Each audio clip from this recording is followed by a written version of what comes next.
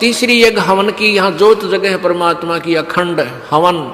हवन पुण्यात्माओं, जैसे अभी तक आपने देखा ये ऋषि लोग गेर का लकड़ क्यों कह के घर तक जा था, राजाओं ने पटा लिया करते, धनिया ने उन्हें कह देते अच्छा हवन करो, वहाँ गेर के 2-3 धड़ी लकड़ी और ठोके जाते लोटे पर बरगी के स्वाहा स्वाहो पटो पकड़े। अब उसमें क्या था दोस्त, वो अच्छी बात है हवन करना, लेकिन वो तरीका प्रॉपर नहीं। न्यूकार ने आंधा न्योतर 2 बुलावे, अगर अंधे का निमंत्रण दोगे 2 आवेंगे 1 की बजाय।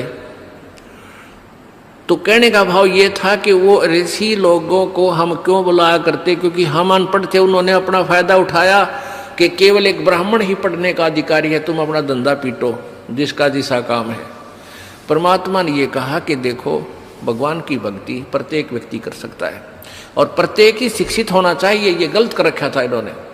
तो अब आप सारे शिक्षित हो गए।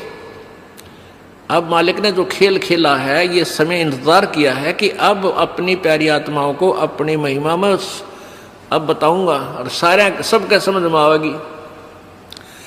अब आप सभी शिक्षित हो गए और सभी को मंत्र ये परमात्मा की वाणी याद होगी। छोटे छोटे बच्चा के पूरी आरती याद हो रही है भगवान की वाणी की। अब एक रुई, 1.5 ग्राम 2 ग्राम रुई लगेगी, एक जोत बना दे, खड़ी जोत लगा दी, उसमें घी डाल दिया जितने आपकी इच्छा है, 1 कटोरा भर दे, सारे दिन जलाए। तो उसमें वो घी उसमें डाल दिया और हम अपना मंत्र वाणी सुबह नित्यनेम करें, दोपहर रमैणी करें, शाम में संध्या आरती करें, ये भगवान की वाणी भी हम बोलते रहते हैं। तो वो भी हवन हो रहा है। उस लकड़ियों वाले हवन की तुलना में ये हवन श्रेष्ठ है, क्योंकि इसमें आप एक 100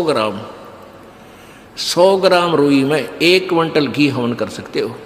उसमें घी, उसकी जोत ने जलन नहीं दे, उसमें डालने जावेगी। 100 ग्राम जोत में 1 क्विंटल घी हवन कर सकते हो आप। और लकड़ियां में 1 क्विंटल घी हवन करने के लिए कम से कम भी 20 किलो तक कम से कम लकड़ी जला देते हो।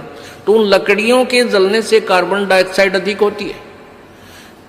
उस 2 धड़ी यानी 20 किलो लकड़ी समाप्त की जलने की तुलना में